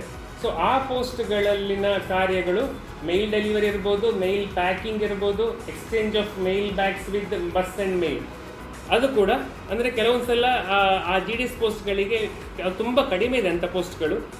ಮೇಲನ್ನು ಈ ಶಾಖಾ ಅಂಚೆ ಕಚೇರಿಗಳಿಗೆ ತಗೊಂಡೋಗಿ ತರುವುದು, ಅಂದರೆ ಟ್ರಾನ್ಸ್ಪೋರ್ಟೇಷನ್ ಆಫ್ ಮೇಲ್ಸ್, ಇದನ್ನು ಇನ್ನೊಂದು ಅಂಚೆ ಕಚೇರಿಗಳಿಗೆ ತಗೊಂಡು ಹೋಗೋದು, ಇಲ್ಲಾಂದರೆ ಅಲ್ಲಿಗೆ ಡೆಲಿವರಿಗೆ ಇರೋದನ್ನು ಇಲ್ಲಿಂದ ಅಲ್ಲಿಗೆ ತಗೊಂಡು ಹೋಗೋದು, ಮತ್ತು ಅಲ್ಲಿಂದ ಅಲ್ಲಿ ಬುಕ್ ಆದ ಅದನ್ನು ಈ ಆಫೀಸಿಗೆ ತರೋದು. ಅಂದರೆ ಇಂಟರ್ನಲ್ ಟ್ರಾನ್ಸ್ಪೋರ್ಟೇಷನ್ ವರ್ಕ್ ಕೂಡ ಕೆಲವೊಂದು ಸಲ GDS ಪೋಸ್ಟ್ಗಳಲ್ಲಿ ಇರುತ್ತೆ. ಬ್ರಾಂಚ್ ಪೋಸ್ಟ್ ಆಫೀಸ್ ಅಂದರೆ ಶಾಖಾ ಅಂಚೆ ಕಚೇರಿಗಳು, ಅದರಲ್ಲಿ 2 ಟೈಪ್ GDS ಪೋಸ್ಟ್ಗಳಿದೆ. ಅಲ್ಲಿ branch post master, assistant branch post master. Branch post master ಅಥವಾ BPM ಅಂತೇನು ಹೇಳ್ತೇವೆ, ಅವರಿಗೆ ಆಫೀಸಲ್ಲೇ ಕೂತು ಪೋಸ್ಟಲ್ ಸರ್ವಿಸನ್ನು ಕಸ್ಟಮರಿಗೆ ಕೊಡುವ ಕೆಲಸ. ಅದು ಬ್ಯಾಂಕಿಂಗ್ ಇರ್ಬೋದು, ಇನ್ಶೂರೆನ್ಸ್ ಇರ್ಬೋದು, ಪಾರ್ಸೆಲ್, ಲೆಟರ್, ಸ್ಪೀಡ್ ರಿಜಿಸ್ಟರ್ಡ್ ಇರ್ಬೋದು. ಬ್ಯಾಂಕಿಂಗಲ್ಲಿ ಇತ್ತೀಚೆಗೆ ಆದ IPPB ಇಂಡಿಯಾ ಪೋಸ್ಟ್ ಪೇಮೆಂಟ್ ಬ್ಯಾಂಕಿನ ಸರ್ವಿಸ್ ಇರ್ಬೋದು. ಇವರೆಲ್ಲ ಈ ಬ್ರಾಂಚ್ ಪೋಸ್ಟ್ ಮಾಸ್ಟರ್ ಆಫೀಸಲ್ಲೇ ಇದ್ದು ಪಬ್ಲಿಕ್ಗೆ ಸರ್ವಿಸ್ ಕೊಡುವಂಥ ಕೆಲಸ. ಇವರಿಗೆ ಸಹ ಮ್ಯಾಕ್ಸಿಮಮ್ 5 ಗಂಟೆವರೆಗೆ ಕೆಲಸ ಇರುತ್ತೆ. ಬ್ರಾಂಚ್ ಆಫೀಸ್ಗಳಲ್ಲಿರುವ ಇನ್ನೊಂದು post assistant post master, assistant branch post master, ABPM ಅಂತ ಹೇಳ್ತೇವೆ. ABPMಗಳು ಬ್ರಾಂಚ್ ಆಫೀಸಲ್ಲಿ ಅಂದರೆ ಏನು ಕೆಲಸ ಅಂದರೆ ಲೆಟರ್ ಡೆಲಿವರಿ ಕೆಲಸ, ಅಂದರೆ ಪೋಸ್ಟ್ಮ್ಯಾನ್ ಕೆಲಸ. ಅಂದರೆ ಹಳ್ಳಿಯ ಪೋಸ್ಟ್ಮ್ಯಾನ್ ಅಥವಾ ಒಂದು ಶಾಖಾ ಅಂಚೆ ಕಚೇರಿಯ ಪೋಸ್ಟ್ಮ್ಯಾನನ್ನು ನಾವು ನಮ್ಮ ಇಲಾಖಾ ಟರ್ಮಿನಾಲಜಿಯಲ್ಲಿ assistant branch post master ABPM ಅಂತ ಹೇಳ್ತೇವೆ. ಸೊ ಇಷ್ಟು ಪೋಸ್ಟಲ್ ಡಿವಿಷನ್ಗಳಲ್ಲಿರುವ GDSಗಳ ಹುದ್ದೆಗಳು, ಇಷ್ಟು ವೆರೈಟಿ ಆಫ್ ಹುದ್ದೆಗಳಿದೆ. RMSಗೆ ಬಂದರೆ ಅಂದರೆ ರೈಲ್ವೆ ಮೇಲ್ ಸರ್ವಿಸ್ ಡಿವಿಷನ್ಗಳಿಗೆ ಬಂದರೆ ಅಲ್ಲಿ ನಿಮಗೆ ಕಾಣುವಂಥ ಕೆಲವು ನೋಟಿಫಿಕೇಷನಲ್ ಪೋಸ್ಟ್ಗಳು ಸಾರ್ಟಿಂಗ್ ಆಫೀಸಲ್ಲಿ ಇರ್ಬೋದು. ಅಂದರೆ ನ್ಯಾಷನಲ್ ಸಾರ್ಟಿಂಗ್ ಹಬ್ NSH ಅಂತಲೇ ಹೇಳ್ತೀವಿ. ಅಂದರೆ ಅದು ಸ್ಪೀಡ್ ಪೋಸ್ಟ್ಗಳನ್ನು ಸಾರ್ಟ್ ಮಾಡೋ ಆಫೀಸ್, ಪಿನ್ ಕೋಡ್ ವೈಸ್. ಅಲ್ಲಿ ಏನು ಕೆಲಸ GDSಗಳಿಗೆ ಅಂದರೆ ಸೇಮ್, ಅಂದರೆ ಸ್ಪೀಡ್ ಈ ಹಬ್ಗಳಲ್ಲಿ ಪಬ್ಲಿಕ್ ಇಂಟ್ರಾಕ್ಷನ್ ಇರೋದಿಲ್ಲ. ಬೇರೆ ಬೇರೆ ಪೋಸ್ಟ್ ಆಫೀಸಲ್ಲಿಂದ ಬುಕ್ ಆದ ಆರ್ಟಿಕಲ್ಸ್ ಬ್ಯಾಗೆಲ್ಲ ಬಂದಿರುತ್ತೆ, ಅಲ್ಲಿ ಅದನ್ನು ಓಪನ್ ಮಾಡಿ ಅದನ್ನು ಸಾರ್ಟಿಂಗ್ ಅಸಿಸ್ಟೆಂಟ್ಸ್ ಸಾರ್ಟ್ ಮಾಡ್ತಾರೆ. ಸಾರ್ಟ್ ಮಾಡಿದ ಮೇಲೆ ಡೆಸ್ಟಿನೇಷನ್ ಆಫೀಸ್ಗಳಿಗೆ ಬ್ಯಾಗ್ ಕ್ಲೋಸ್ ಮಾಡೋದು, ಮತ್ತು ಈ ಬ್ಯಾಗ್ಗಳನ್ನು ವ್ಯಾನ್ಗಳಿಗೆ ಹಾಕೋದು, ಅಲ್ಲಿಂದ ಪುನಃ ಅಲ್ಲಿ ಬಂದ ವ್ಯಾನ್ಗಳನ್ನು ತೆಗೆಯೋದು, ಇದೆಲ್ಲ ಡಾಕ್ ಸೇವಕಗಳು NSHನಲ್ಲಿ, ನ್ಯಾಷನಲ್ ಸಾರ್ಟಿಂಗ್ ಹಬ್ಗಳಲ್ಲಿ, ಪಾರ್ಸೆಲ್ ಹಬ್ಗಳಲ್ಲಿ ಅಲ್ಲಿ ಕೂಡ, ಅಥವಾ ಬೇರೆ ಸಾರ್ಟಿಂಗ್ ಆಫೀಸ್ಗಳಲ್ಲಿ ಒಂದು ವೇಳೆ GDS ಪೋಸ್ಟ್ಗಳಿದ್ದರೆ ಅದರಲ್ಲಿ ಈ ರೀತಿಯ ಕೆಲಸ ಇರುತ್ತೆ. ಇದರಲ್ಲಿ ಸಬ್ ರೆಕಾರ್ಡ್ ಆಫೀಸ್ ಮತ್ತು ಹೆಡ್ ರೆಕಾರ್ಡ್ ಆಫೀಸ್ ಅಂತಿದೆ. ಇದು ಒಂಥರ ಈ ಮೇಲ್ ಆಫೀಸ್ಗಳಲ್ಲಿರುವ ಅಂದರೆ ಆಫೀಸ್ ವರ್ಕ್, ಅಲ್ಲಿ ಲೆಟರ್ ವರ್ಕ್ಸ್ ಇರೋದಿಲ್ಲ. ಬಟ್ ಸಿಮಿಲರ್ಲಿ ಈ ಬ್ಯಾಗ್ ಕ್ಲೋಸ್ ಮಾಡೋದು, ಬ್ಯಾಗ್ ಕಳಿಸೋದು, ಈ ರೀತಿಯ ಫಿಸಿಕಲ್ ವರ್ಕ್ಗಳು RMS ಡಿವಿಷನ್ನ ಯಾವುದೇ ಅದು ಸಬ್ ರೆಕಾರ್ಡ್ ಆಫೀಸ್ ಇರಲಿ, ಹೆಡ್ ರೆಕಾರ್ಡ್ ಆಫೀಸ್ ಇರಲಿ, ಯಾವುದೇ ಆಫೀಸಲ್ಲಿ GDS ಪೋಸ್ಟ್ಗಳ ಕೆಲಸ ಈ ರೀತಿಯದ್ದು ಆಗಿರುತ್ತೆ. ಸೊ ಬ್ರೀಫಾಗಿ ನಾನು ಮತ್ತು ನೋಟಿಫಿಕೇಷನ್ ಬರುವ ಮೊದಲು ಬ್ರೀಫಾಗಿ ಮತ್ತೊಮ್ಮೆ ನಾನು ಸಮರೈಸ್ ಮಾಡಲಿಕ್ಕೆ ಬಯಸ್ತೇನೆ. ಓವರಾಲ್ GDSಗಳಲ್ಲಿರುವ ಪೋಸ್ಟ್ಗಳು 3 ಟೈಪ್ ಇದು ನಮ್ಮಲ್ಲಿ. ಅಂದರೆ ಓವರಾಲ್ 2 ಟೈಪಲ್ಲಿ ಕ್ವಾಲಿಫೈ ಆಗುತ್ತೆ. ಒಂದು BPM ಬ್ರಾಂಚ್ ಪೋಸ್ಟ್ ಮಾಸ್ಟರ್, ಅದು ಎಕ್ಸ್ಕ್ಲೂಸಿವ್ಲಿ ಆಗಿ ಶಾಖಾ ಅಂಚೆ ಕಚೇರಿಗಳ ಪೋಸ್ಟ್ ಮಾಸ್ಟರ್ ಕೆಲಸ ಮಾಡ್ತಾರೆ.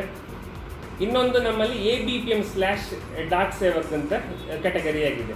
ABPM ಶಾಖಾ ಅಂಚೆ ಕಚೇರಿಯಲ್ಲಿದ್ದರೆ ಅವರಿಗೆ ಡೆಲಿವರಿ ವರ್ಕ್, ಪೋಸ್ಟ್ ಮ್ಯಾನ್ ಕೆಲಸ ಆಲ್ಮೋಸ್ಟ್, ಅಂದರೆ ಪಬ್ಲಿಕ್ ಲ್ಯಾಂಗ್ವೇಜ್ ಅರ್ಥ ಆಗ್ತಿದ್ರೆ ಲೆಟರ್ ಡೆಲಿವರಿ ಕೆಲಸ. ಸಬ್ ಆಫೀಸ್ ಅಥವಾ ಹೆಡ್ ಪೋಸ್ಟ್ ಆಫೀಸಲ್ಲಿರುವ ಡಾಕ್ ಸೇವಕ್ ಆದರೆ ನಾನು ಆಗ ಹೇಳಿದಾಗ ಅದು ಮೇಲ್ ಕ್ಯಾರಿಯಿಂಗ್, ಟ್ರಾನ್ಸ್ಪೋರ್ಟೇಷನ್ ವರ್ಕ್ ಇರ್ಬೋದು, ಆಫೀಸಲ್ಲಿ ಬ್ಯಾಕ್ ಆಫೀಸ್ ವರ್ಕ್ ಇರ್ಬೋದು, ಅಂದರೆ letter closure, letter box clearing, bag dispatch ಇರ್ಬೋದು, ಸ್ಟಾಂಪ್ ವೆಂಡರ್ ಇರ್ಬೋದು, ಅಥವಾ ಮೇಲ್ ಡೆಲಿವರಿ ಇರ್ಬೋದು. ಸೊ ಇದರ ಬೇಸಿಕ್ ಎಲಿಜಿಬಿಲಿಟಿ SLC ಮಾತ್ರ.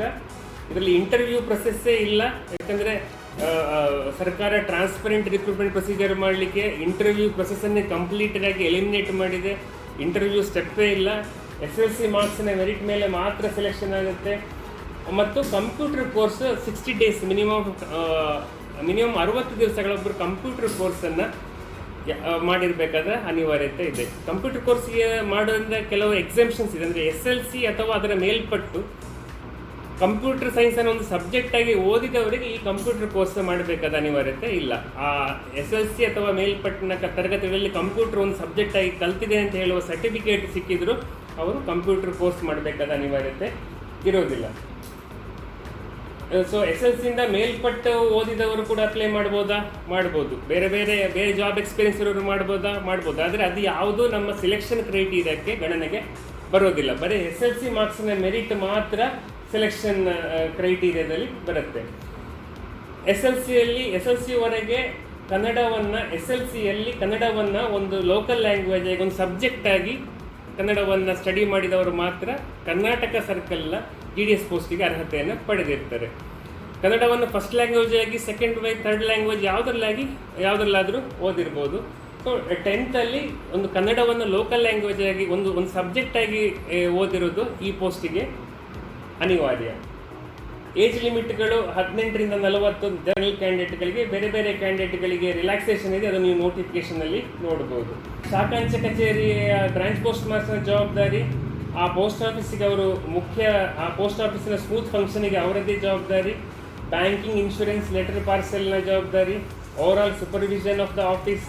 ಬ್ರಾಂಚ್ ಪೋಸ್ಟ್ ಮಾಸ್ಟರ್ನ ಸ್ಯಾಲ್ರಿ ಡಿಪಾರ್ಟ್ಮೆಂಟ್ 2 ವಿಧವಾಗಿ ಮಾಡಿದೆ. ಒಂದು 5 ಗಂಟೆ ಕೆಲಸ ಇರೋ ಆಫೀಸ್ಗಳು ಮತ್ತು 4 ಗಂಟೆ ಕೆಲಸ ಇರೋ ಆಫೀಸ್ಗಳು. 5 ಗಂಟೆ ಕೆಲಸ ಇರೋ ಆಫೀಸರ್ಗಳಿಗೆ ಸ್ಯಾಲ್ರಿ 14,000 ತಿಂಗಳಿಗೆ, 4 ಗಂಟೆ ಕೆಲಸ ಇರುವ ಆಫೀಸ್ಗಳಿಗೆ ಸ್ಯಾಲ್ರಿ 12,000 ತಿಂಗಳಿಗೆ ಅಂತ ಮಾಡಿದ್ದಾರೆ. ಇದರಲ್ಲಿ ಇನ್ನೊಂದು ಗಮನಿಸಬೇಕಾದ ಅಂಶ ಅಂದರೆ, ಈ 14,000 ತಿಂಗಳಿಗೆ ಸ್ಯಾಲ್ರಿ ಇರೋ ಆಫೀಸ್ಗಳಿಗೆ ಕೂಡ ಇನಿಷಿಯಲ್ ಅಪಾಯಿಂಟ್ಮೆಂಟಲ್ಲಿ ನಾವು ಬರೀ 12,000, 1 ವರ್ಷದವರೆಗೆ ಬರೀ 12,000 ಸ್ಯಾಲ್ರಿಯನ್ನು ಕೊಡ್ತೇವೆ. ಅಂದರೆ ಅದು ಇಲಾಖೆಯ ತೀರ್ಮಾನದಂತೆ ಯಾವುದೇ ಸ್ಲ್ಯಾಬಲ್ಲಿ ಇರಲಿ, ಫಸ್ಟ್ ಅಪಾಯಿಂಟ್ಮೆಂಟಲ್ಲಿ ಫಸ್ಟ್ 1 ವರ್ಷ 12,000 ರೂಪಾಯಿ ಸ್ಯಾಲ್ರಿ. ಅದು 4 ಗಂಟೆ ವರ್ಕ್ ಲೋಡ್ ಇರೋ ಆಫೀಸ್ ಇರ್ಬೋದು, 5 ಗಂಟೆ ವರ್ಕ್ ಲೋಡ್ ಆಫೀಸ್ ಇರ್ಬೋದು. First salary will be always 12,000 per month as A TRC. ಅದನ್ನು TRC ಅಂತ ಹೇಳ್ತೇವೆ. ಅದನ್ನು ಬೇಸಿಕ್ ಸ್ಯಾಲ್ರಿ ಅಂತ ಹೇಳೋ ಟರ್ಮ್ ಯೂಸ್ ಮಾಡೋದಿಲ್ಲ. TRC ಅಂದರೆ ಟೈಮ್ ರಿಲೇಟೆಡ್ ಕಾಂಟಿಂಜೆನ್ಸಿ ಅಲೋವೆನ್ಸ್. ಅಂದರೆ ನೀವು ಮಾಡುವ ಟೈಮ್ 5 ಗಂಟೆ ಕೆಲಸದ ಅವಧಿಗೋಸ್ಕರ ಇಷ್ಟು ಹಣ ಪಾವತಿ. 4 ಗಂಟೆ TRC ಅಂದರೆ 4 ಗಂಟೆ ವರ್ಕ್ ಲೋಡ್ನ ಕೆಲಸಕ್ಕೆ ಇಷ್ಟು ಪ್ರಮಾಣದ ಹಣ ನಿಮಗೆ ಇಲಾಖೆ ಕೊಡ್ತದೆ ಅಂತ. ಇದನ್ನು ನಾವು ಬೇಸಿಕ್ ಪೇ ಅಂತ ಹೇಳುವ ಗೌರ್ಮೆಂಟ್ ಸಿಬ್ಬಂದಿಗಳ ಸ್ಟ್ರಕ್ಚರ್ ಅಲ್ಲ ಇದಕ್ಕೆ. ಆದ್ದರಿಂದ ಈ ವೇತನಕ್ಕಿರುವ ಹೆಸರನ್ನೇ TRC ಅಂತ ಇಲಾಖೆ ಸ್ಟ್ರಕ್ಚರಲ್ಲಿ ಕರೀತೇವೆ. ಸೊ ಆ್ಯನ್ಯುವಲ್ 3% ಇನ್ಕ್ರಿಮೆಂಟ್ ಇರುತ್ತೆ, 3% ಇನ್ಕ್ರಿಮೆಂಟ್ ಪ್ರತಿ ವರ್ಷ ಇರುತ್ತೆ. ಅದೇ ರೀತಿ ABPM ಅಂದರೆ ಆಗ ಇಲ್ಲಿ ಅಸಿಸ್ಟೆಂಟ್ ಬ್ರಾಂಚ್ ಪೋಸ್ಟ್ ಮಾಸ್ಟರ್ ಅಂದರೆ ಆ ಬ್ರಾಂಚ್ ಪೋಸ್ಟ್ ಆಫೀಸಿನ ಪೋಸ್ಟ್ಮ್ಯಾನ್ ಆಗಿರ್ತಾರೆ. ಲೆಟರ್ ಡೆಲಿವರಿ ಮತ್ತು ಈಗ ಇತ್ತೀಚೆಗೆ ಲಾಂಚ್ ಆದ IPPB, ಇಂಡಿಯಾ ಪೋಸ್ಟ್ ಪೇಮೆಂಟ್ ಮೂಲಕ ಮನೆ ಬಾಗಿಲಿಗೆ ಬ್ಯಾಂಕಿಂಗ್ ಸೌಲಭ್ಯ ಕೊಡುವ ಕೆಲಸವು ಅವರದ್ದಾಗಿರುತ್ತೆ. ಇಲ್ಲೂ ಕೂಡ ಸ್ಯಾಲರಿ 2 ಸ್ಲ್ಯಾಬ್ ಇದೆ, 4 ಅವರ್ 5 ಅವರ್. ಈ ABPMಗಳಿಗೆ 5 ಅವರ್ನ ಸ್ಯಾಲರಿ 5 ಅವರಿಗೆ 12,000, 4 ಅವರಿಗೆ 10,000. ಆದರೆ ಇನಿಷಿಯಲ್ ಅಪಾಯಿಂಟ್ಮೆಂಟಲ್ಲಿ ಎಲ್ಲರಿಗೂ ಕೂಡ 10,000 ಮಾತ್ರ ಆಗಿರುತ್ತೆ. ಇವರಿಗೆ ಕೂಡ 3% ಆ್ಯನ್ಯುವಲ್ ಇನ್ಕ್ರಿಮೆಂಟ್ ಇರುತ್ತೆ. ನೆಕ್ಸ್ಟ್ ಕ್ಯಾಟಗರಿ ಡಾಕ್ ಸೇವಕ್ ಪೋಸ್ಟ್ಗಳು ನಾನು ಆಗ ಹೇಳಿದಾಗೆ HOದಲ್ಲಿರ್ಬೋದು, ಸಬ್ ಆಫೀಸ್ ಅಂದರೆ ಹೆಡ್ ಪೋಸ್ಟ್ ಆಫೀಸ್ ಇರ್ಬೋದು, ಸಬ್ ಆಫೀಸ್ ಇರ್ಬೋದು, ಅಥವಾ RMS ಆಫೀಸ್ಗಳಲ್ಲಿ HRO, SROಗಳಲ್ಲಿರ್ಬೋದು, ನ್ಯಾಷನಲ್ ಸಾರ್ಟಿಂಗ್ ಹಬ್ಗಳಲ್ಲಿರ್ಬೋದು, ಪಾರ್ಸೆಲ್ ಹಬ್ಗಳಲ್ಲಿರ್ಬೋದು. ಸೊ ಇವರ ಡ್ಯೂಟಿಗಳನ್ನು ನಾನು ಆಲ್ರೆಡಿ ಹೇಳಿದ್ದೇನೆ.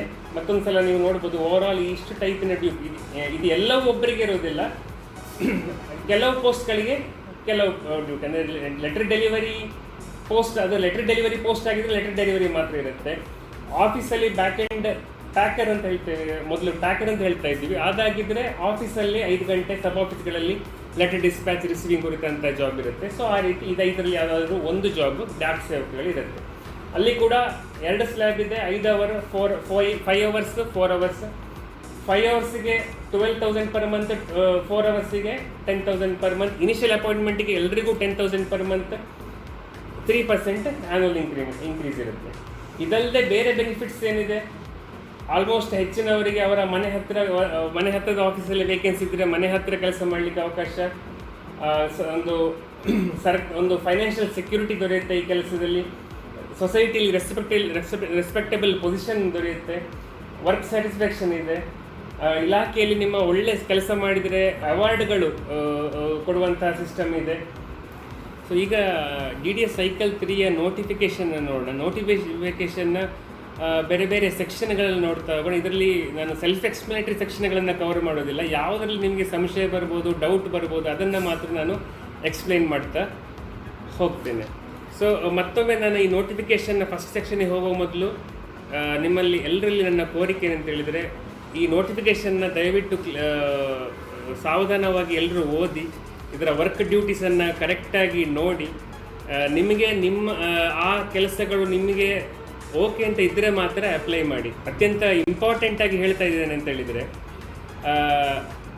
ಕಳೆದ ವರ್ಷಗಳಲ್ಲಿ ನಮ್ಮ GDS ಸೈಕಲ್ 1 ಮತ್ತು ಸೈಕಲ್ 2ದಲ್ಲಿ ನೋಟಿಫಿಕೇಷನ್ ಬಂದ ತಕ್ಷಣ ಕೇಂದ್ರ ಸರ್ಕಾರದ ಅಂಚೆ ಇಲಾಖೆಯಲ್ಲಿ ಉದ್ಯೋಗ, ಇಷ್ಟು ವೇತನ ಅಂತ ಸೋಷಿಯಲ್ ಮೀಡಿಯಾ ನೋಡಿದ ತಕ್ಷಣ ಭಾಳಷ್ಟು ಜನ ಬೇರೆ ಬೇರೆ ಕ್ವಾಲಿಫಿಕೇಷನ್ ಅವರು ಅಪ್ಲೈ ಮಾಡಿದರು. ಅಪ್ಲೈ ಮಾಡುವಾಗ ಕೆಲಸದ ಸ್ವರೂಪ ಏನು ಅಂತ ನೋಡಲೇ ಇಲ್ಲ. ಸೊ ಆಮೇಲೆ ಅಪ್ಲೈ ಮಾಡಿದ ಮೇಲೆ ನಾವು ಯಾವಾಗ ಅಪಾಯಿಂಟ್ಮೆಂಟ್ ಲೆಟರ್ ಕಳಿಸಿದ್ವಿ, ಆಮೇಲೆ ಅವರು ಜಾಯ್ನೇ ಆಗಲಿಲ್ಲ. ಸೊ ಇವರು ಈ ರೀತಿ ಅಪ್ಲೈ ಮಾಡಿ ಜಾಯ್ನ್ ಆಗದಿದ್ದರೆ ಏನು ಡ್ಯಾಮೇಜ್? ಇಲಾಖೆಗೂ ಡ್ಯಾಮೇಜ್, ಅವರ ಸ್ಥಾನದಲ್ಲಿ ಬೇರೆ ಆಸಕ್ತರು ಇದ್ದಿರ್ಬೋದು, ಮೆರಿಟೋರಿಯಸ್ ಕ್ಯಾಂಡಿಡೇಟ್. ಸೊ ಅವರನ್ನು ಸೇರಲಿಕ್ಕೆ ಆಗದಾಗೆ ಮಾಡಿದ ಇದರಿಂದಾಗಿ ಆಯಿತು. ಫಾರ್ ಎಕ್ಸಾಂಪಲ್, ಇದು ಯಾಕೆ ಇದನ್ನು ನಾನು ಇನ್ನೂ ಎಕ್ಸ್ಪ್ಲೇನ್ ಮಾಡಬೇಕಾದ್ರೆ, ನಮ್ಮ ಈ ಸೆಲೆಕ್ಷನ್ ಪ್ರೊಸೀಜರ್, ಈ GDS ರಿಕ್ರೂಟ್ಮೆಂಟ್ ಪ್ರೊಸೀಜರ್ ಹೇಗೆ ನಡೀತದೆ ಅಂತ ಹೇಳಿದರೆ, ಈಗ ಒಂದು ಪೋಸ್ಟ್, ಫಾರ್ ಎಕ್ಸಾಂಪಲ್ ಮಂಗಳೂರಿನ ಬಲ್ಮಠ ಪೋಸ್ಟ್ ಆಫೀಸನ್ನೆಲ್ಲ ಒಂದು ಯಾವುದೋ ಒಂದು ಡಾಕ್ ಸೇವಕ್ ಪೋಸ್ಟ್ ನಾವು ನೋಟಿಫೈ ಮಾಡಿದ್ದೇವೆ ಅಂತ ಅನ್ಕೊಳ್ಳಿ ಎಕ್ಸಾಂಪಲಿಗೆ. ಸೊ ಆ ಪೋಸ್ಟಿಗೆ ಒಂದು 100 ಜನ ಅಪ್ಲೈ ಮಾಡಿದರು ಅಂದ್ಕೊಳ್ಳೋಣ. ಆ 100 ಜನ ಅಪ್ಲೈ ಮಾಡಿದವರಲ್ಲಿ SSLCಯಲ್ಲಿ ಯಾರು ಹೈಯೆಸ್ಟ್ ಪರ್ಸೆಂಟೇಜ್ ಅವರಿಗೆ ನಮ್ಮ ಕಂಪ್ಯೂಟರ್ ಆಟೋಮೆಟಿಕ್ಕಾಗಿ ಅವರನ್ನು ಸೆಲೆಕ್ಟ್ ಮಾಡಿ ಅಪಾಯಿಂಟ್ಮೆಂಟ್ ಲೆಟರ್ ಕಳಿಸ್ಬಿಡುತ್ತೆ, 15 ದಿವಸದೊಳಗಡೆ ಜಾಯ್ನ್ ಆಗಿ ಅಂತ. ಒಂದು ವೇಳೆ ಅವರು ಜಾಯ್ನ್ ಆಗದಿದ್ದರೆ, ನಾವು ಅವರು ಜಾಯ್ನ್ ಆಗಿಲ್ಲ ಅಂತ ಕಂಪ್ಯೂಟರ್ಲಿ ಎಂಟ್ರ್ ಮಾಡಿದ ತಕ್ಷಣ ಆ ಪೋಸ್ಟಿಗೆ ಅಪ್ಲೈ ಮಾಡಿದ ನೆಕ್ಸ್ಟ್ ಮೆರಿಟೋರಿಯಸ್ ಕ್ಯಾಂಡಿಡೇಟಿಗೆ ನೆಕ್ಸ್ಟ್ ನೋಟಿಸ್ ಹೋಗುತ್ತೆ. ನೀವು ಜಾಯ್ನ್ ಆಗಿ 15 ದಿವಸದೊಳಗಡೆ ಜಾಯ್ನ್ ಆಗಿ ನೀವು ನೆಕ್ಸ್ಟ್ ಮೆರಿಟ್ ಕ್ಯಾಂಡಿಡೇಟ್ ಆ ಪೋಸ್ಟ್ಗೆ ಅಪ್ಲೈ ಮಾಡಿದವರು. ಸೊ ಅದೇ ಈ ರೀತಿ 5 ಜನವರೆಗೆ ನಾವು ನೋಟಿಸ್ ಕಳಿಸ್ತಾ ಹೋಗ್ತೀವಿ. ಸೊ 5 ಜನ ಜಾಯ್ನ್ ಆಗಿಲ್ಲದೇ ಇದ್ದರೆ ಆ ಪೋಸ್ಟ್ ಮತ್ತೆ ವೇಕೆಂಟ್ ಆಗಿ ಉಳಿಯುತ್ತೆ. ಸೊ ಕಳೆದ ವರ್ಷ ಈ ರೀತಿ ಹಲವಾರು ಪೋಸ್ಟ್ಗಳು, ನಮ್ಮ ಮಂಗಳೂರು ಅಂಚೆ ವಿಭಾಗದಲ್ಲಿ 43 ಪೋಸ್ಟ್ಗಳಲ್ಲಿ ನೋಟಿಫೈ ಮಾಡಿದ್ರಲ್ಲಿ ಕೇವಲ 16 ಪೋಸ್ಟ್ಗಳು ಫಿಲ್ ಆಗಿದೆ. ಉಳಿದ ಅಷ್ಟು ಪೋಸ್ಟ್ಗಳಲ್ಲಿ ನಾವು 5 ಜನಕ್ಕೆ ನೋಟಿಸ್ ಕೊಟ್ಟು 5 ಜನವು ಜಾಯ್ನ್ ಆಗದೆ ಅದು ವೇಕೆಂಟ್ ಆಗಿ ಉಳಿದಿದೆ. ಸೊ ವೇಕೆಂಟ್ ಆಗಿ ಉಳಿದಾಗ ಏನಾಗುತ್ತೆ? ಸೊ ನಮ್ಮ ಅಂಚೆ ಇಲಾಖೆಯಲ್ಲಿ ಈ GDS ಪೋಸ್ಟ್ಗಳು ವೇಕೆಂಟ್ ಆಗಿರುವಾಗ ನಾವು ಟೆಂಪರರಿ ಅರೇಂಜ್ಮೆಂಟ್ ಮಾಡ್ತಿರ್ತೀವಿ. ಅಂದರೆ ಟೆಂಪರರಿಯಾಗಿ ಶಾರ್ಟ್ ಟರ್ಮ್ ಆಗಿ ಕೆಲವರನ್ನ ಆ ಜಾಗಕ್ಕೆ ಎಂಗೇಜ್ ಮಾಡ್ತಾ ಇರ್ತೀವಿ. ಅಂದರೆ ಈ ಪೋಸ್ಟ್ಗಳು ವೇಕೆಂಟ್ ಇದ್ದರೂ ಕೂಡ ಅಲ್ಲೊಬ್ಬರು ಟೆಂಪರರಿಯಾಗಿ ಕೆಲಸ ಮಾಡ್ತಿರ್ತಾರೆ. ಸೊ ಮೆರಿಟೋರಿಯಸ್ ಕ್ಯಾಂಡಿಡೇಟ್ಗಳಿಗೆ ಮೆರಿಟೋರಿಯಸ್ ಕ್ಯಾಂಡಿಡೇಟ್ ಸೆಲೆಕ್ಷನ್ ಆಗದೆ ಇದ್ದಾಗ ಮತ್ತೆ ಟೆಂಪರರಿ ಅರೇಂಜ್ಮೆಂಟನ್ನು ಕಂಟಿನ್ಯೂ ಮಾಡಬೇಕಾದ ಅನಿವಾರ್ಯತೆ ಬರುತ್ತೆ. ಸೊ ಉದಾಹರಣೆಗೆ ಒಂದು 70% 80% SSLCಯಲ್ಲಿ ತೆಗೆದಿರುವವರು ಸಮೊನ್ ಈ ಜಾಬ್ ಪ್ರೊಫೈಲ್ ನೋಡಿ I am ready to do this work ಅಂತ ಹೇಳೋರು ಭಾಳಷ್ಟು ಜನ ಇರ್ಬೋದು. ಬಟ್ 90% ಮಾರ್ಕ್ ತೆಗೆದವರು ಈ ಜಾಬ್ಗೆ ವಿಲ್ಲಿಂಗ್ನೆಸ್ ಇಲ್ಲ ಅಂತ ಹೇಳಿದರೆ ನೀವು ಅಪ್ಲೈ ಮಾಡೋದೇ ಬೇಡ. ಅಪ್ಲೈ ಮಾಡಿ ಆಮೇಲೆ ನೀವು ಬರದೇ ಇದ್ದರೆ ನಿಮ್ಮಿಂದ ಕಡಿಮೆ ಮಾರ್ಕ್ಸ್ ಇದ್ದವರು ನಿಜವಾಗಿಯೂ ಜಾಬ್ಗೆ ಜಾಯ್ನ್ ಆಗಲಿಕ್ಕೆ ರೆಡಿ ಇರುವಂಥವರ ಅವಕಾಶವನ್ನು ನೀವು ಕಸಿದುಕೊಂಡಾಗೆ ಆಗುತ್ತೆ. ಸೊ ಅದರಿಂದಾಗಿ ನಾನು ಈಗ ಹೇಳಿದ ವಿಡಿಯೋನ ಸಂಪೂರ್ಣವಾಗಿ ನೋಡಿ, ನೋಟಿಫಿಕೇಷನ್ ನೋಡಿ, ಹಾಗೂ ನಾನು ಮುಂದೆ ಹೇಳುವ ಇನ್ನೂ ಕೆಲವು ಕ್ಲಾರಿಫಿಕೇಷನ್ ಪಾಯಿಂಟ್ಗಳನ್ನು ದಯವಿಟ್ಟು ಕೇಳಿ. ನಿಜವಾಗಿ ನೀವು ಈ ಜಾಬ್ಗಳಲ್ಲಿ ಆಸಕ್ತಿ ಇದ್ದರೆ ಮಾತ್ರ ನೀವು ಅಪ್ಲಿಕೇಶನನ್ನು ಸಬ್ಮಿಟ್ ಮಾಡಬೇಕಾಗಿ ನನ್ನ ಇಲಾಖೆಯ ಪರವಾಗಿ ಕೋರಿಕೆ. ಈಗ ನೋಟಿಫಿಕೇಷನನ್ನು ನೋಡೋಣ. ನೋಟಿಫಿಕೇಷನಲ್ಲಿ ಸೆಕ್ಷನ್ 1ನಲ್ಲಿ ಜಾಬ್ ಪ್ರೊಫೈಲ್ ಇದೆ. ಜಾಬ್ ಪ್ರೊಫೈಲಲ್ಲಿ ಆಲ್ರೆಡಿ ಎಕ್ಸ್ಪ್ಲೈನ್ ಮಾಡಿದ್ದೇನೆ, ನಾನು ಪುನಃ ಎಕ್ಸ್ಟ್ರಾ ಹೇಳಲಿಕ್ಕೆ ಹೋಗೋದಿಲ್ಲ.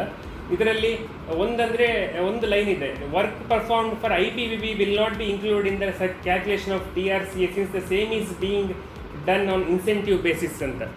ಸೊ IPPB ಅಂತ ಹೇಳೋದು ಕಳೆದ ವರ್ಷ ಲಾಂಚ್ ಮಾಡಿದೆ ಇಂಡಿಯಾ ಪೋಸ್ಟ್ ಪೇಮೆಂಟ್ ಬ್ಯಾಂಕನ್ನು IPPB ಅಂತ ಹೇಳ್ತೇವೆ. ಈ IPPBಯ ವರ್ಕ್ ನಮ್ಮ GDSಗಳಿಗೆ ಇನ್ಸೆಂಟಿವ್ ಬೇಸಿಸಲ್ಲಿ ಪೇಮೆಂಟ್ ಮಾಡ್ತಾರೆ IPPB ವರ್ಕಿಗೆ. ಅಂದರೆ ಅವರ ವರ್ಕ್ಲೋಡ್ 4 ಗಂಟೆ ಇದೆಯಾ 5 ಗಂಟೆ ಆಗುತ್ತಾ ಅಂತ ಕ್ಯಾಲ್ಕುಲೇಟ್ ಮಾಡೋದಕ್ಕೆ ಈ India post payment bank related ವರ್ಕನ್ನು ಕನ್ಸಿಡರ್ ಮಾಡೋದಿಲ್ಲ ಅಂತ ಈ ಲೈನಲ್ಲಿ ಹೇಳ್ತಿದ್ದಾರೆ ಅಷ್ಟೇ. ಸೊ ಅದನ್ನು ನೀವು ಅಷ್ಟು ಡಿಟೇಲಾಗಿ ಗಮನಿಸಬೇಕಾಗಿಲ್ಲ ಈ ಹಂತದಲ್ಲಿ. ಬ್ರಾಂಚ್ ಪೋಸ್ಟ್ ಮಾಸ್ಟರ್ ಆಯಿತು, ಅಸಿಸ್ಟೆಂಟ್ ಬ್ರಾಂಚ್ ಪೋಸ್ಟ್ ಮಾಸ್ಟರ್ ಅಂದರೆ ಆಗ ಹೇಳಿದಾಗೆ ಅದು ಅಂದರೆ ಬ್ರಾಂಚ್ ಶಾಖಾ ಅಂಚೆ ಕಚೇರಿಗಳಲ್ಲಿರುವ ಲೆಟರ್ ಡೆಲಿವರಿ ವರ್ಕ್ ಆಗಿರುತ್ತೆ. ಆಮೇಲೆ ಡಾಕ್ ಸೇವಕಗಳು ಕೂಡ ನಾನು ಈಗಾಗಲೇ ಹೇಳಿದೆ. ಸೆಕೆಂಡ್ ಸೆಕ್ಷನ್ಗೆ ನೋಡೋಣ, time related contingency allowance. So ಇದರ ಮೊದಲು ನಾವು ಬ್ರಾಂಚ್ ಪೋಸ್ಟ್ ಮಾಸ್ಟರ್ನ ಕೆಲಸ ಮತ್ತು ಬ್ರಾಂಚ್ ಪೋಸ್ಟ್ ಮಾಸ್ಟರ್ನ ಕೆಲಸ ಹೇಗೆ ಅಂತ ಹೇಳೋದ್ರ ಒಂದು ಸಣ್ಣ ವಿಡಿಯೋ ಕ್ಲಿಪ್ಪನ್ನು ಬೇಕಂತ ಕೂಡ ನೋಡೋಣ.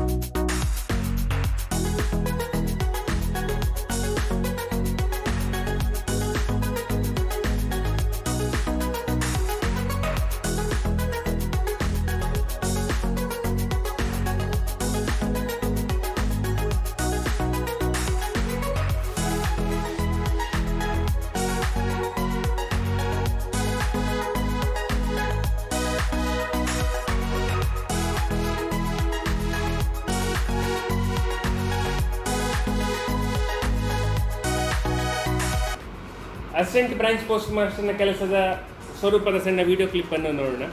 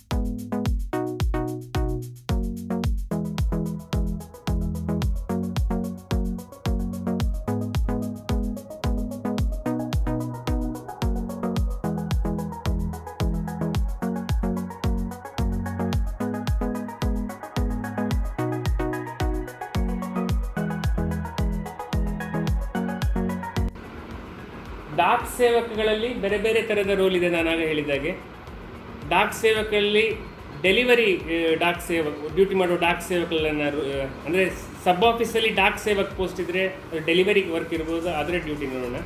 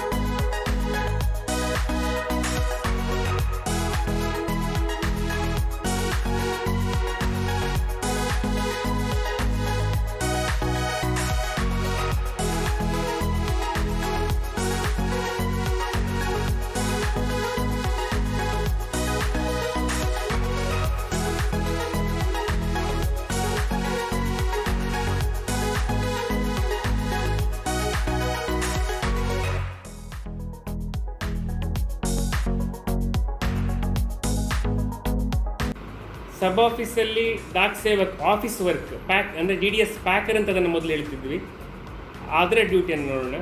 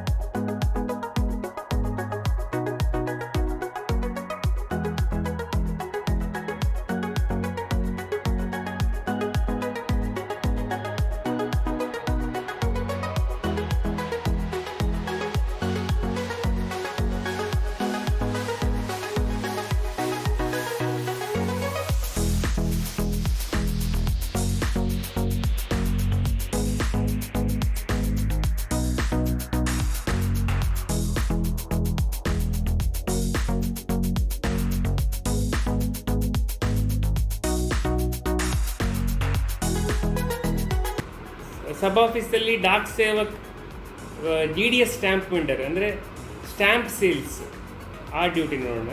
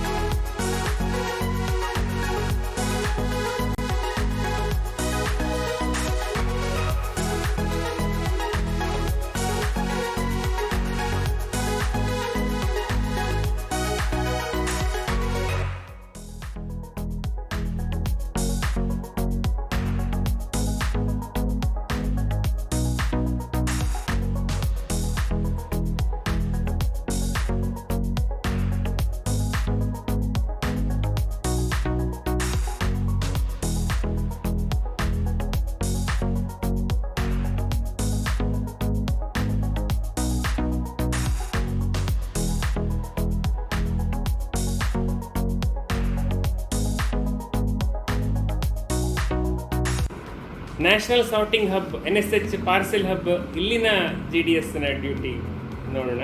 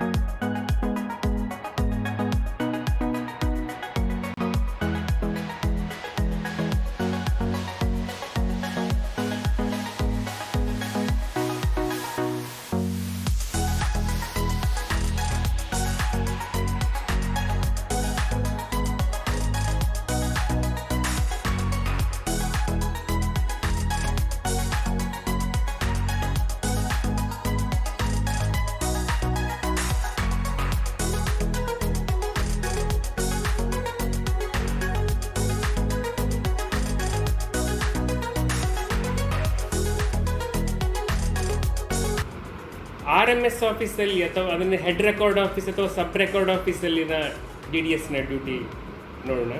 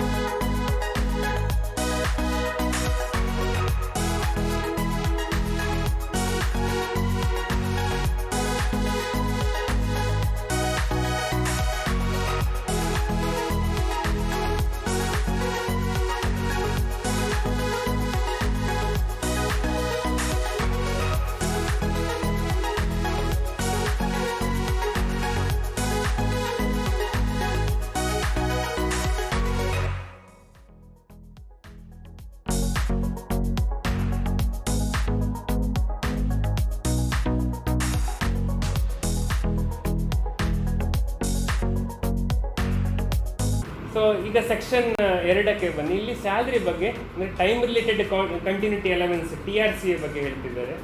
ಸೊ ಇದರಲ್ಲಿ 2 ಕ್ಯಾಟಗರಿ ಆಗಲೇ ಹೇಳಿದೆ. 4 ಅವರ್ಸ್ ಜಾಬಿಗೊಂದು ಕ್ಯಾಟಗರಿ, 5 ಇಯರ್ಸ್ ಜಾಬಿಗೊಂದು ಕ್ಯಾಟಗರಿ.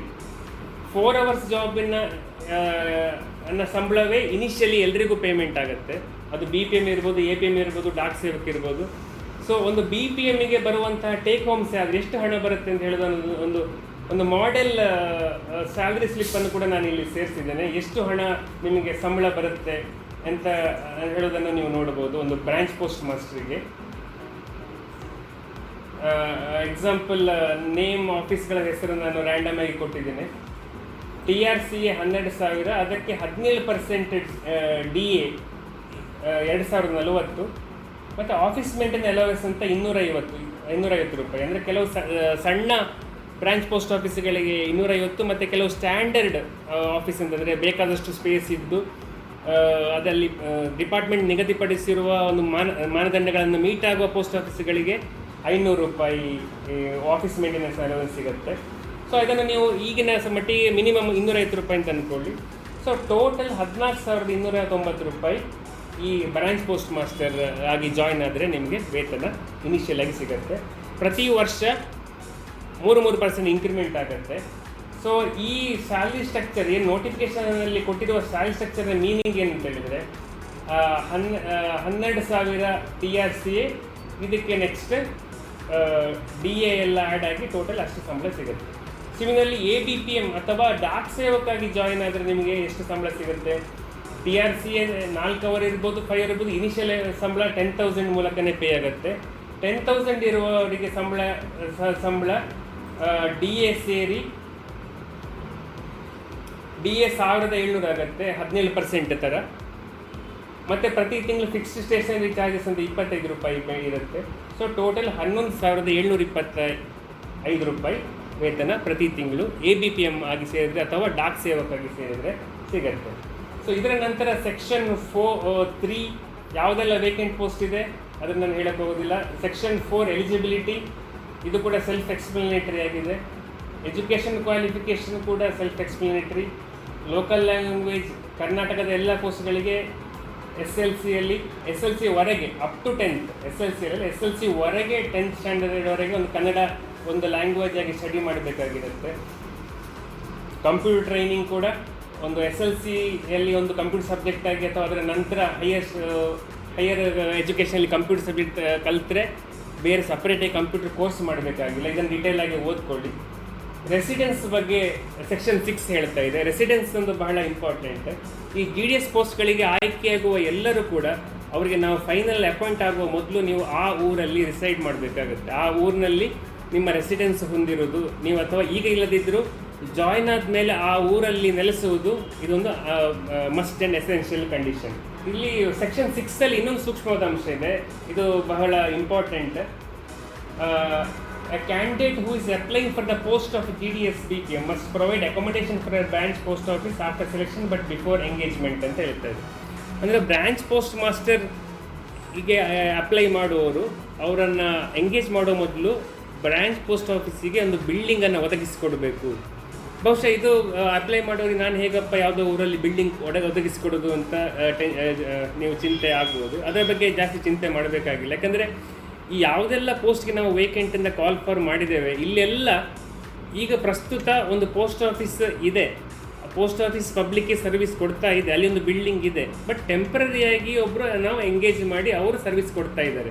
ಅದರಿಂದಾಗಿ ಈಗ ಒಂದು ವೇಳೆ ಯಾವುದೇ ಒಂದು BPM ಪೋಸ್ಟಿಗೆ ಆಯ್ಕೆ ಆಗುವವರು ಬಿಲ್ಡಿಂಗಿಗೆ ಏನು ಮಾಡಬೇಕು, ಈಗ ಟೆಂಪ್ರರಿಯಾಗಿ ಎಲ್ಲಿ ಫಂಕ್ಷನ್ ಆಗ್ತಾ ಇದೆ ಅದು ಒಂದು ವೇಳೆ ಅದು ಯಾರು ಬಾಡಿಗೆ ಮೂಲಕ ಫಂಕ್ಷನ್ ಆಗ್ತಾ ಇದ್ದರೆ ಅವರಲ್ಲಿ ಆ ಬಾಡಿಗೆಯನ್ನು ಅವರು ಪಾವತಿಸಿ ಅವರು ಅದನ್ನು ತಗೊಳ್ಬೇಕು. ಅಥವಾ ಬಹುತೇಕ ಕಡೆ ನಮ್ಮಲ್ಲಿ ಪಂಚಾಯತ್ ಆಫೀಸ್ಗಳಲ್ಲಿ, ಗೌರ್ಮೆಂಟ್ ಬಿಲ್ಡಿಂಗ್ಗಳಲ್ಲಿ ಪೋಸ್ಟ್ ಆಫೀಸ್ ಇಂಥ ಶಾಖಾ ಅಂಚೆಗಳು ನಡೀತಾ ಇದೆ. ಅಲ್ಲಿ ನಮಗೆ ವಿಶೇಷವಾದ ಪಂಚಾಯತ್ಗಳು, ಗೌರ್ಮೆಂಟ್ ಆಫೀಸ್ಗಳು, ಪೋಸ್ಟ್ ಆಫೀಸ್ಗಳಿಗೆ ಉಚಿತವಾಗಿ ಕೊಟ್ಟಿರುವಂತಹ ಸಂದರ್ಭಗಳು ಅನೇಕ ಇವೆ. ಅದರಿಂದಾಗಿ ಬಿಲ್ಡಿಂಗ್ ಹೊಸದಾಗಿ ಹುಡುಕಬೇಕಾದ ಅವಶ್ಯಕತೆ ಇಲ್ಲ.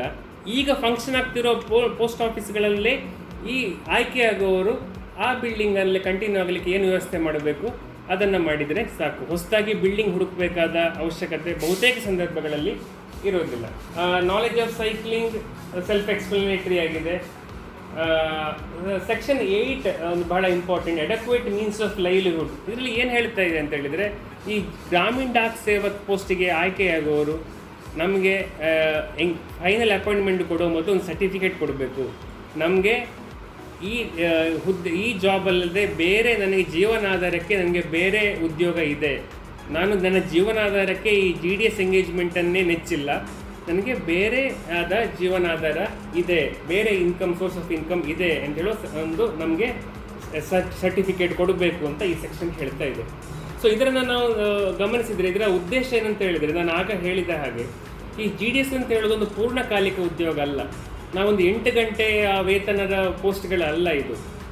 ಇದಲ್ಲದೆ ಬೇರೆ ಪೂರ್ಣಕಾಲಿಕ ಸರ್ಕಾರಿ ಉದ್ಯೋಗಗಳಿರುವ basic pay, HRA, transport allowance, ಆ ರೀತಿಯ ವ್ಯವಸ್ಥೆಗಳು ಇದರಲ್ಲಿ ಇಲ್ಲ.